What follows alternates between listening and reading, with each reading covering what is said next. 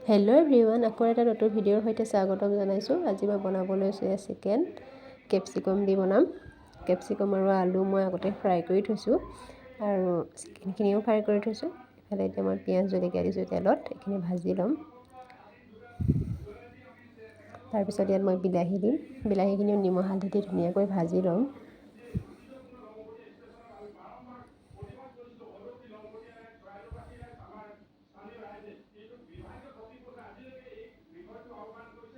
এইখিনি মই ধুনীয়াকৈ ভাজি ল'ম এতিয়া। তাৰপিছত মই ইয়াত ফ্ৰাই কৰি থোৱা চিকেনখিনি দিম। এইখিনি ধুনীয়াকৈ ভুনি ল'ম।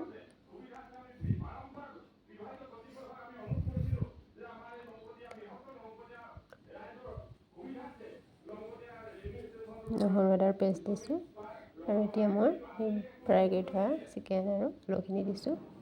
এতিয়া অকণমান পানী দি দিম ইয়াত। ৰেড চিলি, জিৰা পাউডাৰ, চিকেন মছলা, ধনিয়া পাউডাৰ এইখিনি দি দিছোঁ। কম পৰিমাণে দিছোঁ।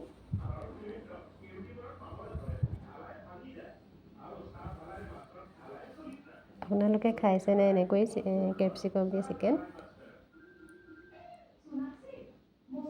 যদি নাই খোৱা এবাৰ বনাই খাই চাবচোন, ভাল লাগে। আৰু এতিয়া মই লাষ্টত কচুৰি মেথি দিম।